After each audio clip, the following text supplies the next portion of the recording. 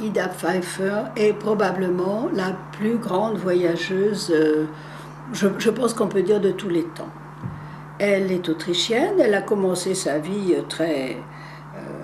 très conventionnellement, elle a élevé ses enfants, et, et puis tout d'un coup, la voilà qui prend la route.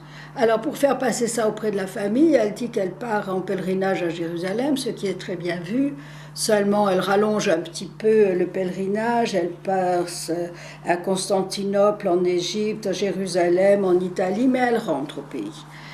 Très peu après, elle repart vers la Norvège et le Danemark, et elle publie un récit de voyage qui lui procure assez d'argent pour pouvoir repartir. Alors là, j'ai besoin de ma liste. Le troisième voyage, c'est Rio, Valparaiso par le Cap Horn, bien sûr, Tahiti, les Philippines, Hong Kong, Canton, Ceylan, Madras, Calcutta, Delhi, Bombay, Bagdad, Tiflis, la mer d'Azov, Odessa, Constantinople. Elle rentre et elle repart. Cette fois-ci, c'est le Cap, Bornéo, les Moluques, la Californie, Lima, Guayaquil, Panama, la Nouvelle-Orléans, l'Arkansas et le Canada. Et puis elle repart encore une fois, c'est le Cap et Madagascar. Là, Madagascar, ça tourne mal. La reine Ranavalo l'a fait mettre en prison, alors qu'elle a déjà, inutile de dire, connu de grandes épreuves au cours de ses voyages.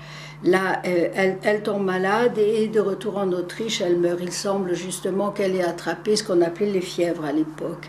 C'est une femme austère, c'est une femme assez dure, mais parmi l'ensemble des voyageuses de l'époque, elle